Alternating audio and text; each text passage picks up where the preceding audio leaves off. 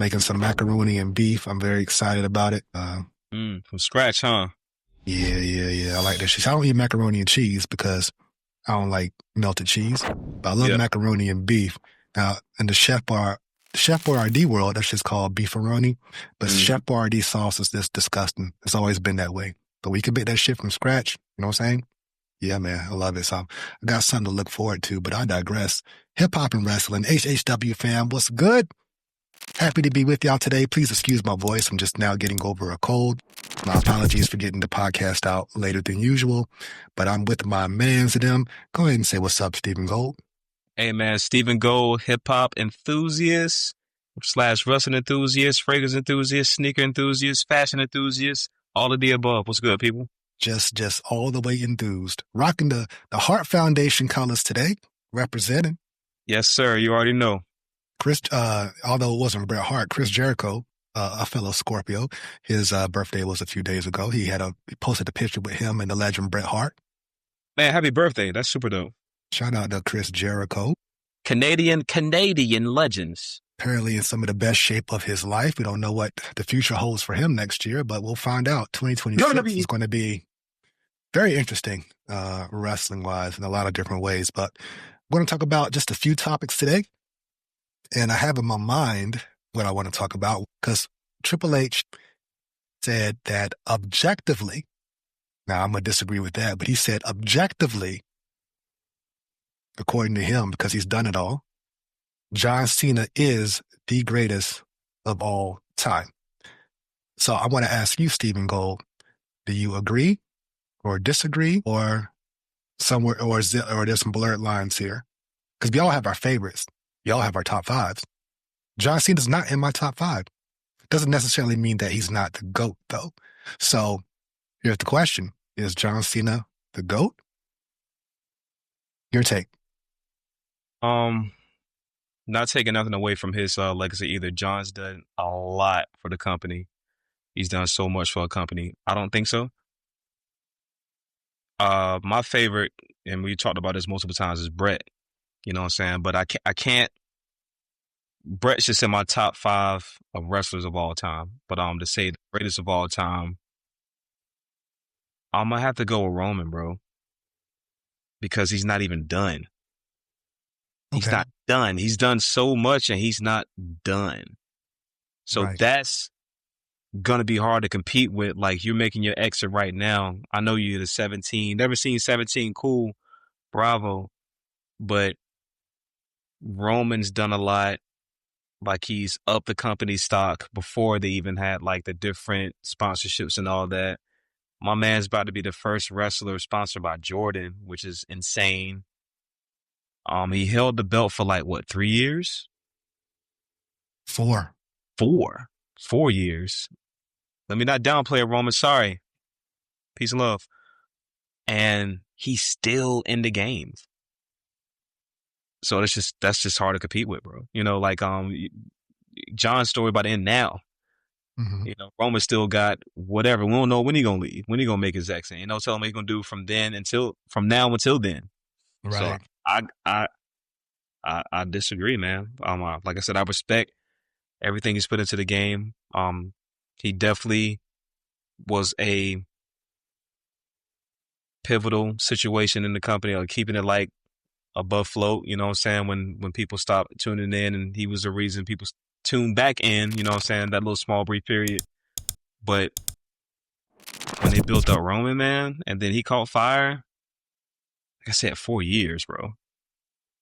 Champion 4 years. I think Roman Reigns and John Cena have very similar journeys in terms of their ascension towards the top of being. They both had the company on their back for a while. They both had the company on their back. They were both rejected viciously by the fans when WWE tried to shove them down our throats, right? So, but they ultimately WWE ended up ultimately making the right call with those two. Now, I can understand if someone said Roman Reigns, the tribal chief version, is the GOAT, I won't be mad at that. And same thing with John Cena. I won't be mad at that either. The heel turn, they tried it. Didn't really work, but I'm glad they tried it. I'm going to blame The Rock for that not succeeding the way it should have, because the story was just too murky. And they didn't get that character, the John Cena Hill character. It really wasn't ironed out the way it should be until he got ready to switch back. The tread on the wheels wasn't, Yeah, the best version of John Cena, Hill John Cena, was right around the CM Punk feud when he started talking that shit. Like, exactly. He was talking shit before, but when he started getting cocky, like, I am the greatest, the 5 greatest is me, Cena, and Cena. I was like, when he started getting cocky with it, started having the announcer announce him a certain way, I was like, all right, now we're getting it. But then at some point they had to flip that switch. We knew that switch was going to be flipped. But back to with Roman Reigns, everything got better once he became a heel. Mm-hmm. And they stuck with it. And they figured, okay, it's the pandemic. The world is different right now. We're not in front of a live crowd. We're going to try something new. Let's try it right now. Yeah. And it worked. It just seemed to work better with Roman. Well, we wanted it. They finally just said, let's do it. In terms of being a heel or being the top. Let me understand where you're coming from. Being a heel, it was better for Roman, but I think that John Cena had the amount of time that Roman had, it would have been even better. Had John Cena still switched to new music, new gear or something like that, new attitude, but still be that top guy, I think it could have went to the moon. And it would have built a lot more faces, a lot more talent who's coming at, like, Roman being a heel created more faces. John Cena being a heel would have created more faces as well. And we wouldn't have an issue. Whereas if 2 of our top faces get hurt, we're in deep shit. We wouldn't have that problem if we had such a strong heel at the top, which we didn't get to see with Cena.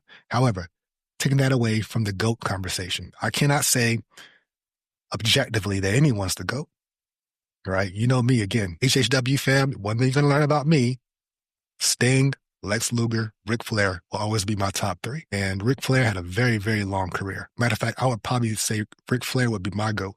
Although I still say Sting is my favorite wrestler, I would say that Ric Flair is probably my GOAT. But that's mine. That's subjective. Exactly. Right? And then I would throw The Rock in there in my top 5 as well.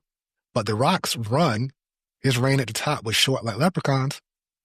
He might have had 2 to 3 years on top before he went into the movie business, and then he would just come back here and there, right?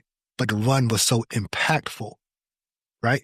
Same thing with Stone Cold. His run was like from 96 to like 2001, and then maybe a year and a half of that he was hurt. Yeah, it was short-lived. But it was an impact. It was very, very impactful, man. Like, people know what it is. Like, every time you hear like a glass shatter, like, I don't care who you are. If you ever watch wrestling, you think it's Stone Cold. Anytime you hear some glass, like I'll be at work, like no BS. Like, I'll be at work and somebody will drop a glass and then be like, psh, I'm like, no. Oh, like, but that lets you know it's genius. Right. Pop culture, household names. You would say a Stone Cold, a Rock, a Hulk Hogan. Shawn Michaels. I don't think Shawn Michaels is a household name. Not in pop culture. I disagree, bro. I would say that Jey Uso is more household name than Shawn Michaels, because Shawn Michaels wasn't doing commercials. He wasn't doing. What commercials was he doing? What was he doing outside of just being the showstopper? Bro, everybody know who Heartbreak Kid is, man. Everybody who watches wrestling. We're talking about pop culture. We're talking about Oprah Winfrey. We're talking about like household names that are just go with pop culture. And you think they'll know Jey Uso before Shawn Michaels? Higher probability, in my opinion. Now, I'm pretty sure someone's going to say that I'm crazy about that, but I'm sorry. Point me. I'm saying you're crazy. Yeah, they'll say Macho Man before Shawn Michaels. Am I wrong there? Slim Jim. Like, okay. Slim Jim was like, yeah, even to this day, yeah. Okay, so what is Shawn Michaels the face of? Okay, I see what you're saying there. WrestleMania. I cannot battle you on that. I guess my opinion is biased because, like, I love Shawn Michaels. Top 10. Yeah, but I just think, man, like, well, Bret Hart's not a household name, but if you're a wrestling fan, 100%, just like Terry Funk. You know what I mean? Yeah, but I don't. As far as star power, I think more so if we comparing the rappers, you know what I'm saying? I think Shawn Michaels is like a, you know what? That'd be a bad metaphor. I ain't even gonna do that to myself. But I don't know, man. I just think like as far as like with DX and all that shit, bro. Like it's just tell me. So, okay, You, okay. or sorry, tell me like who wasn't in school saying, "Yo, suck it, So, okay, suck yeah, it." yeah. You know what Okay, I'm saying? Like, so you made a great point there. So let me retract that. Now, was DX more popular, the Shawn Michaels version or the Triple H version? I think it's half and half. I think them together, that whole conglomerate, I think they made that hot, man. Like they all was at a point in their careers where they were just hot, and then when they came together, it just became a whole thing, just like NWO. Do you think NWO? Let me ask you this question. A question with a question, right? Do you think NWO would have popped like it did without Hogan? Yes. You think so? I don't know, bro. Like, despite how we feel, because we, you know, it is what it is. How we Yeah. feel, it is what it is. But, bro, Hogan was No. so iconic, and for Well, no. him, Yeah. I'm sorry. I didn't even mean to interrupt you. I will say, as a kid, as a teenager, that turn, the bash at the beach, that whole thing, I was unforgettable. talking about it for weeks. Yeah, There was no internet, just amongst my friends. Like, yo, what did I just see happen? all of us. Right. Yeah, And then what it morphed into until they jumped the shark and it got kind of long in the tooth. But at first, the first year, 2 years, whatever, during the Monday Night Wars, yep. which led to Shifted. it was a shift. It also led to the DX eventually becoming what it was, right? So then Exactly. WWE could have their version of it. But when you think of like, okay, cultural impact, pop culture, of course, Hogan, Rock, because he transcended wrestling, Stone Cold, his impact, right? A sea of shirts. You think about you see a sea of wrestling fans. You're going to see Austin 316 shirts, NWO shirts, DX shirts, Hulkamania shirts, and maybe some Brahma Bull Just Bring It shirts, which I would probably say would be less of those than the Stone Cold shirts. And Less wrong with bull shirts. but Rock became an action hero, another a Schwarzenegger type. When you think about it, right? And Cena now he became an action hero as well. But a household name, I would put Cena in that mix, from For sure. For sure. commercials to movies to, you know what I mean? Yeah, I agree. Way bigger than a Shawn Michaels in terms of just saying, like, But yeah. If I had to compare it to those, yeah, for sure, I agree with you. Yeah, and bigger than even the Batista, who has a pop culture. He made a pop culture impact. I wouldn't put him on the same list as a Cena, Hogan, Stone Cold. You know what I mean? Rock. And again, Sting's my favorite wrestler. He's nowhere in this discussion. No, I think remember that one movie Sting had? It was like a TNT exclusive. With the camera, it was like called Shutter Speed or some. See, I was about to curse. It was called like Shutter Speed or something like that. Yeah, he was like a detective with a camera. TNT, like, you remember Thunder in Paradise? Yes. Hogan, your boy from the Rocky movies, was on it. I digress. Sting tried. He had that one movie, and I watched it because I was a Sting fan. I did too, bro. I watched it. That's why I know we brothers, because you remembered that movie. I think it was called Shutter or something like that. We'll look it up later because I don't want to get it wrong. But yeah, I remember the preview. It was like, give me the camera. That was a preview they showed on Nitro or whatever. But like, I'm glad you remember put that, man. Nobody else probably remember that movie, man. Maybe Madison would know. Madison would know. He would know. Like, I've seen Ready to Rumble. Have you seen Ready to Rumble with David? Not all the way through. Yeah, I saw that. I saw The Wrestler with Mickey Rourke. That was actually really good. That was sad. It was sad. It was a really good movie, though. Really good movie, though. Yeah. But yeah, I saw No Holds Barred with Zeus, Tiny Lister, rest in peace. Yeah, I seen that. Yeah. Mm-hmm. But he was like, how do you feel about? He's actually like.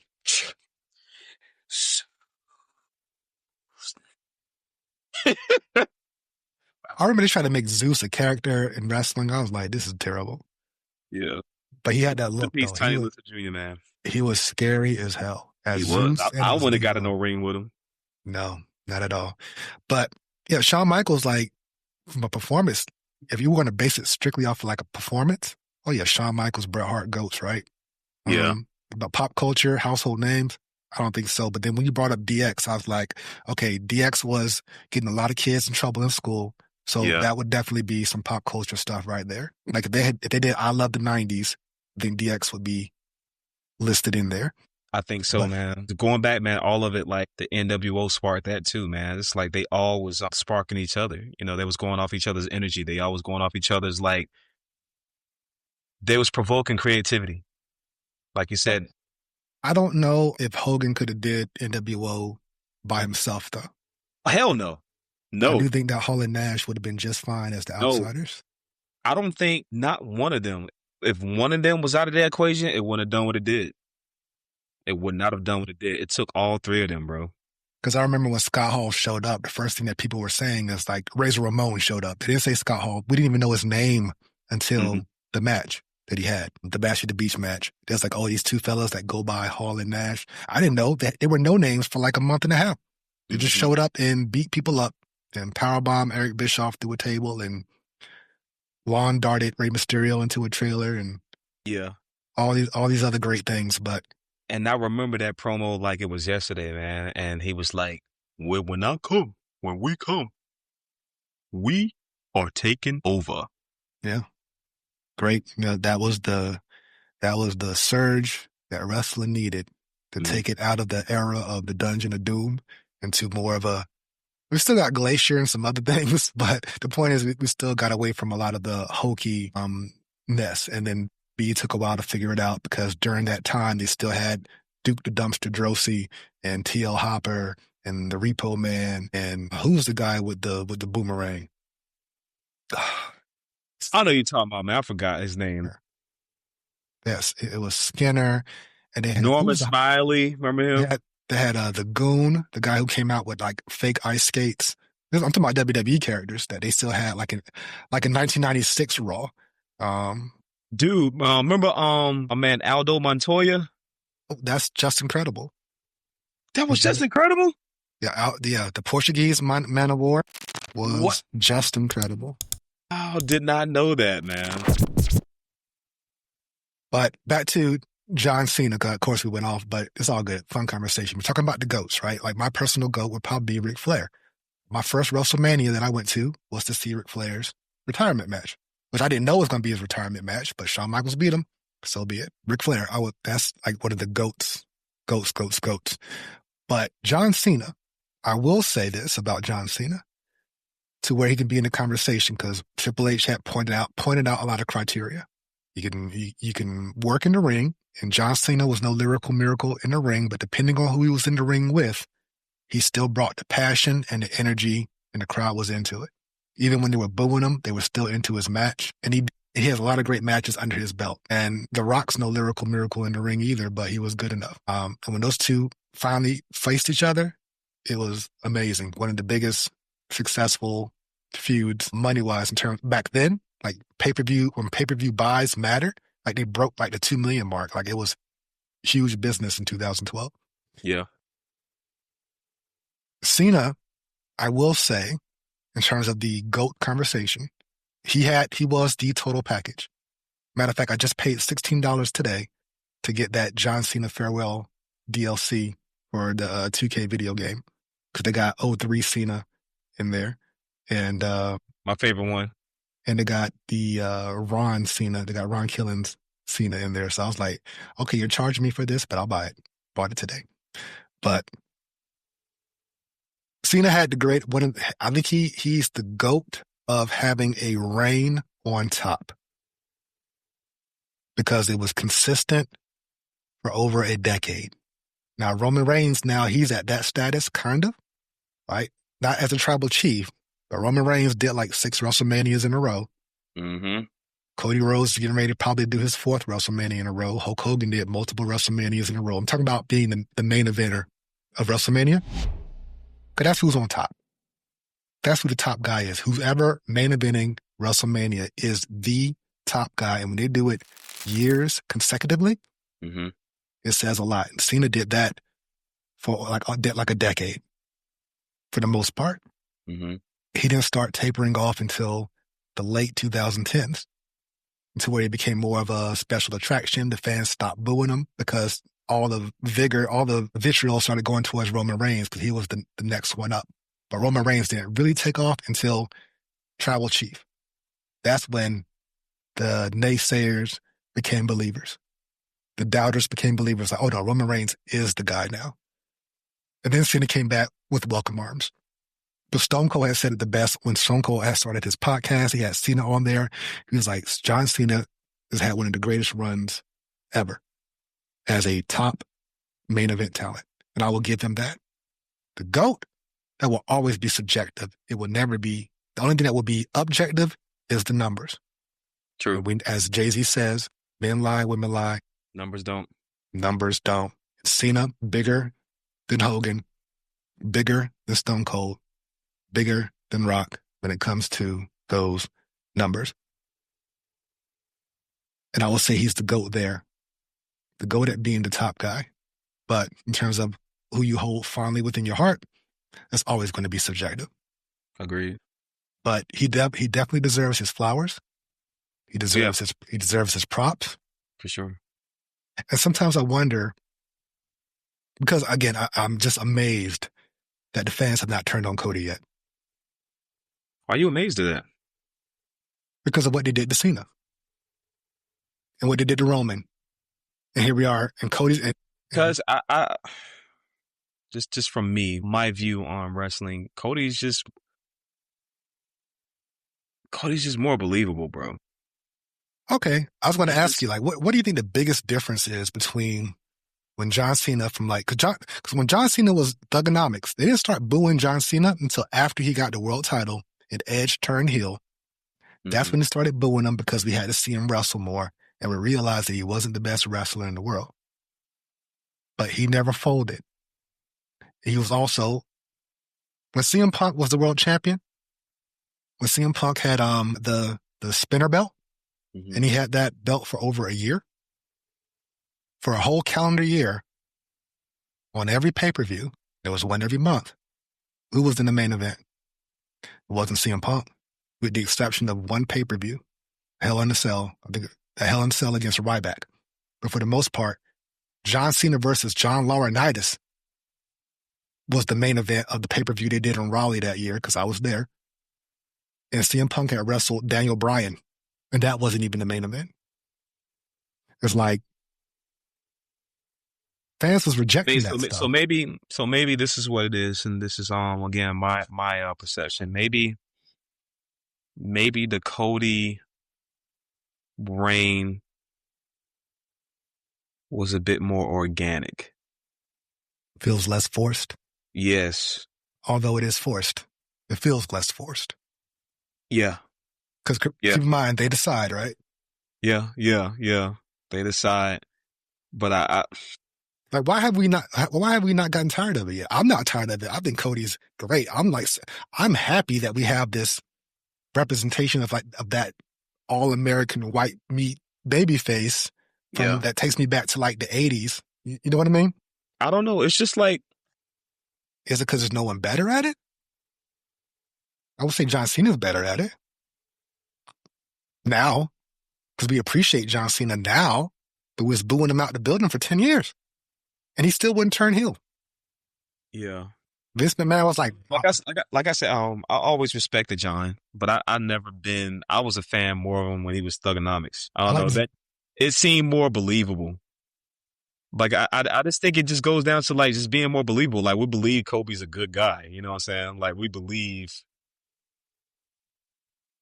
believe he's a good guy, man. Like, he's Dusty. He's the prodigal son, bro. He's Dusty Rhodes' kid. Like, and we love Dusty. Rhodes. Yeah, we love Dusty Rhodes. Yeah, so it's like, yo, Dusty's kid is like cool too. He's cool, bro. Like, and he looks like his dad. He's not his dad, but you could just little bit of mannerisms and stuff you can see of his dad, you know, and even like the little, you know what I'm saying? Like, it's just, that's Dusty, man. Just kind of like just he's paying homage, man. He's Dusty Rhodes in a different body, bro. You know what I'm saying? Like he's just kind of like continuing that legacy of his dad. I just think we're all just in love with that. We respect Cody too, that character, you know, but it's like I said, it's just believable, man. I just think with John, man, like I The don't guy know. came out. He came out to do his save last night, and the crowd started singing his song word for word. Cody, when he came to save CM Punk Mm-hmm. in that segment, I was like, wow. If they didn't break out into a fight, they would have kept singing his song. Yeah, I was he's like, just they did that baby face right. I'm thinking like, man, so what went wrong with John Cena where he had to like, granted, he had half the crowd, like the kids and the women loved John Cena and most of the men were booing him. Maybe it was jealousy, maybe they were well, haters. maybe that's what it was. They was kind of like he had a lot more haters, you know, than fans, you know, then because he I don't know what a Mark Wahlberg comparison came from, or whatever, you know, like, but they just wanted to hate him, man, because you know I mean, he was in great shape, you know what I'm saying? Like, he came out and he was like, you know, doing his rapper thing, and it's like, I don't know, it's like they search for something to hate, but quote from my man Wale Fallon, he said, "Hate is the new love." Yeah, clearly. I mean, So if you can evoke some kind of emotion, man, that means that something in them likes you. yeah. Because if not, they won't pay attention to it, right? They're Let's like, go "Ah, shit." Cena. Cena sucks. Let's Yeah, go exactly, Cena. Cena exactly. sucks. But I That's don't know. all. I just think it was easier to love Cody, man, because he's a little more charismatic. His gear is colorful, and he got the blonde hair. He got the neck tattoo. Like he comes out with a super dope, like clean suits on. You know what I'm saying? Like, Which, fans could revolt against that, right? You're a product of the corporate, whatever, whatever. Like at any given time, they could flip the switch, have him dye his hair black, mm-hmm. come out with the suit, holding the title, like Nick Botwinkle, and you know what I mean? Yeah. Which I'm still waiting on that. That'd be super dope. But I just think he made Cena just stuck with a formula that works, but I think Cody opened up the formula to make himself more lovable. Yeah, Makes I think sense. that I just salute to them. Like again, Cody's going on his fourth WrestleMania as the champ, either in contention for the championship or as a champion. His fourth WrestleMania main event, barring injury. And I think it's incredible that the fans have only slightly kind of turned against him just a little bit when he was, feuding with Cena. But it wasn't hard. It wasn't polarizing like some of the Cena hate that Cena went through. But I Yeah. guess shout out to Cena for still fighting through it, persevering there, enduring it all, being resilient, and still representing the company like the most Make-A-Wish grants ever. Like you have to respect that schedule, being the face of the company. What's the word about the crown? Heavy is the head that wear the crown. No? Yeah, real stuff. And he got his own stuff going on too. He got his endorsement with Wheatley Vodka. You know, he doing his podcast. He He, family man. he does He movies has too. the He's in Street gym in Fighter. Atlanta. He was in Street Fighter. He was in Naked Gun. Mm-hmm. Acting was always a dream of his. Like his father paid for him to go to acting school before he even got into the wrestling business. Cody that is. But yeah, it's just interesting to me just to see like he came in and great point, organic. And that's the way it feels. Although it's still forced because they decide, Mm-hmm. but they're not messing it up for some reason. Maybe it's kind of like, well, Cody will still make room for others to shine. Whereas kind of like when they were pushing Cena, it was like, well, Cena's our next Hogan. Regardless of what you want, you're going to get Cena.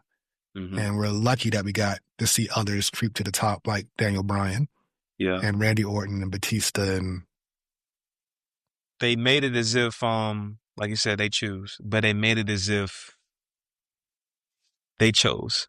The fans chose, right? oh, you talking about Cody? Yeah. Yeah.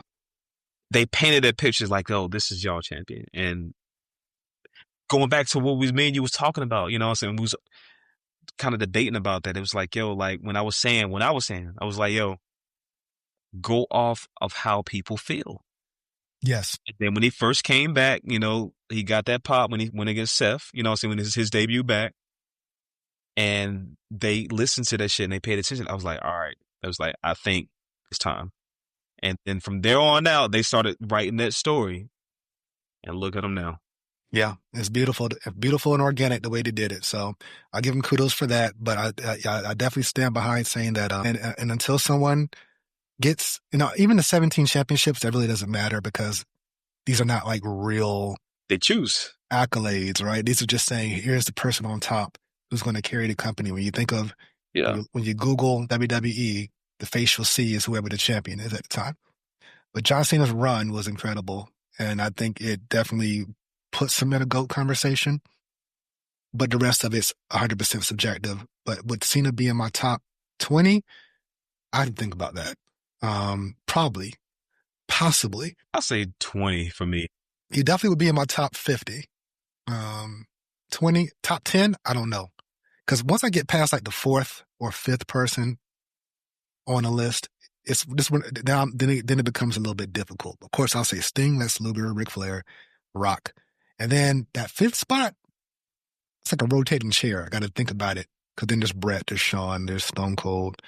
You like Ultimo Dragon. He's like in your top 5, right? Yeah. How many people would say that? Not saying that he doesn't deserve it. I'm just saying like exactly. Yeah, it's subjective, right? Yeah. I love Ultimo, man. Ultimo was like one of them ones, man. Like and I might get bashed for this. I don't care, man. I put Ultimo in front of Ray. I'm not going to bash you for it. I will suggest that possibly you get drug tested, but I'm not going to bash you for it. I'm just saying, man. I don't know.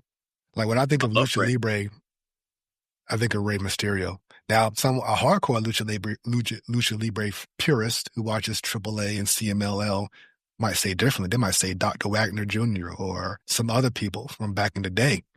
We might say Jushin Thunder Liger. Jushin Thunder Liger, that's New Japan. And Jushin Thunder Liger was like one of the coolest ever. He'd be in my top 50 most likely.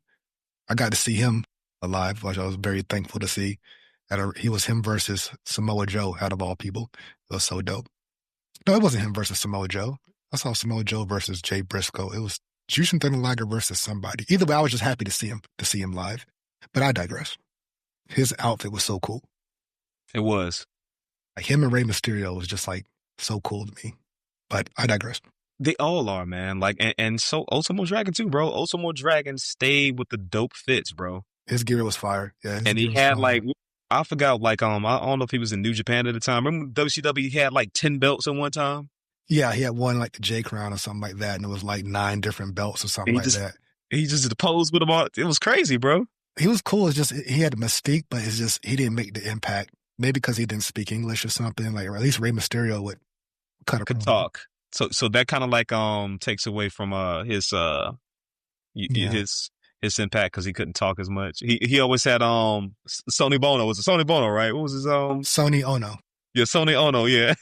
Yeah. He was Dragon. Yeah, that little kick combination he would do. Yeah, that was my jam, bro. Yeah. Like the just bloop bloop, the back kick. But like his impact to me was no greater than, Psychosis, La Parka, others. Like when it comes to like the king of the cruiserweights, it'd be Rey Mysterio for me. Rey Mysterio and Dean Malenko are like my cruiserweight kings from that 90s era. You wouldn't put Chris Jericho was like going toe to toe with him for a while too. He was a cruiserweight. True. It's just that Chris Jericho his longevity as far as cruiserweight, because Jericho did go up. Yeah, he went up. Yeah, he went up. He didn't stay there. He didn't stay down there. You know what I mean? But yeah, moving to like we could talk about lucha all day, but back to the GOAT conversation.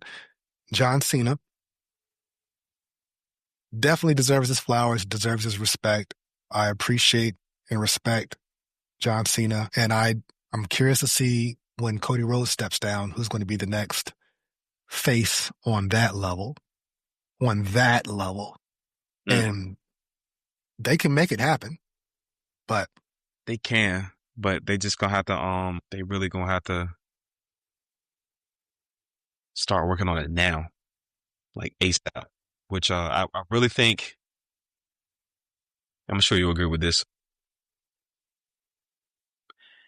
If you had to pick, so if they came to you, WWE came to you, and said, "VS, who do you think should be the next person to be the face of the WWE to take Cody's place? Who you going with? You can pick. I'm all right. So barring injury, we know that's a real thing. So who will be your number one and who will be your runner up? Do I have to do this off the top of my head, or can I pull up the roster? Off the top. I think off the top it's presented. Off the top. No, sir. Off the top. Off the we top. know the roster. Come on, we know like who's who. Like if it came down to the nitty gritty, like, we know like we watch the show enough. It's CM Punk, but he's 47 years old. I know. Yeah. Seth Rollins, but he ain't got the Cody. He doesn't have the Cody effect. He's like a macho man to Cody's Hogan. Surprised, man. I really thought your answer was going to be something, and I'll let you go. Keep going, and I got mine. Who's going to be the next face of the company? Yeah. Go on and put it in your rule. You talking about babyface? We'll give him 12 months. 12 months to write a story. You get two picks. You get a first pick and get run out in case the first one gets injured. Could have been Jey Uso, but no. I mean, it still could be Jey Uso because of the kids, but he's 39, 40 years old. Like how much? And man, Cody are the same age. So, am I picking young talent? Young talent, yeah, they're gonna be the mantle, bro. Like, so you got to think about they're gonna be for a while. So yeah, think about young talent. Young talent. Okay, if I'm going by young talent, probably Braun Breaker. You concur? Yes. 100%. Totally 100%. Because he can be a face. He was a face in NXT, and he was good. He was good. I'm telling you, like 100%. Like do something drastic. Have him be a heel, for the first 6 months. Have something crazy happen or whatever. Like maybe he gets close to winning the world title and loses. And he kind of have like an epiphany, you know what I'm saying? So he go back and start saying, all right, I'm going to do this the right way or whatever.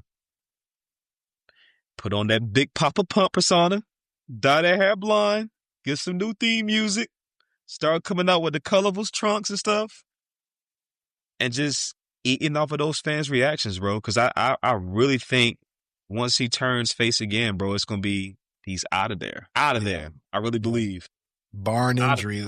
Well, who would be your runner-up if he got hurt? Young talent. Austin Theory. Potential's there. And he has some story. He was there, man. He was there when he was was it U.S. champion? U.S. champion. He beat John Cena. There. He beat John Cena. Yeah, he was right there. I just don't know like what happened in the writers' room. I don't know what happened, man. I don't know if did he piss somebody off? Did they just thought they had a better plan and they didn't think it was going to work out? But he was right there, man. It might be one of those things where like Vince saw it, the Triple H didn't see it. Mm-hmm. Could be one of those things. Because I couldn't stand them. You know those people you can't stand, but you still like them? That was Austin Theory for me. I couldn't stand him, but I liked him. He has punchable facial expressions. Yeah, but you just love the way he just... He has some bottled up charisma that we haven't seen, that he got to show a little bit more on NXT. They would just let him do his thing. Because sometimes they hold the talent back from like really showing what they got, personality-wise. They don't really let the talent get over on their own. They kind of want to keep them. Don't get yourself too over. And if they do that, it might punish you a little bit for doing so. Like Dom, I would say Dom as well. I'll probably put him as a runner-up as well. Damn, you know what? Dom. I'll put him before. I'll put Dom over Theory. I'll put Dom over Theory. Yeah, I'll put Dom over Theory. Matter of fact, one of the best things that they could do, and I'll suggest they do it next year, is let Dom win Money in the Bank. Mm-hmm. If Dom is still a heel by Money in the Bank, he has to win that briefcase and carry that thing around because he's so good at being sleazy and just sneaky and like, yeah, come on. Dirty Dom with Money in the Bank, that would catapult him to him cashing in Money in the Bank and getting the title would be way better than Miz doing it. Bro. Way more doing it. Winning the belt off of CM. Can you imagine that with a Money in the Bank cash in? Guys, yes. Out of there. Out of there. Out of there, man. Another one, because Logan Paul is still young. And if Logan Paul is really in it to win it, like in it, which I believe his heart is in it, he would be another one. So I'll probably say Dom, Logan Paul. We said Austin Theory, Braun Breaker. And if I was going to add one more to who I feel the future is, North Carolina represent Javon Evans. Javon Evans. He's going to get his shine. Javon he's special, man, on some Jeff Hardy type stuff. He's special. He is. I love watching his matches too. I always catch the highlights because I don't really watch NXT like that. But anything I see with him in it, man, like he's definitely incredible. North Carolina represent all day. Let's go, Javon. Yeah, let's go, Javon. So HHW fam, let us know who you think the GOAT is. Remember, it's subjective, but I'm still interested to know who your personal GOAT is and why. Exactly. With respect to John Cena. Make sure you check out Stephen Gold on SoundCloud, on Apple Music, on YouTube Music, on Amazon Music, on Tidal Music, did I say Spotify? On Spotify. Music everywhere. All of the above. All the platforms, all the outlets. It's hard work and dedication. You can listen to it. And while you're there, once you get done listening to some of the good stuff that Stephen Gold drops, make sure you check out our other co-host, great friend of the show, Madison J. County.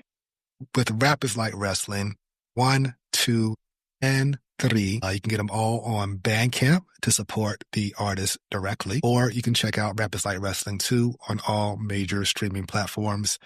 And while you're at it, while you got your internet browser open, go to hiphopandwrestling.com where you can get my t-shirts, hoodies, bottle openers, cups, and we will be dropping a discount code for Black Friday. Stay tuned for that. And other than that, did we forget anything else, Scope? We forgot to say peace. Oh, yeah, that's right. Peace.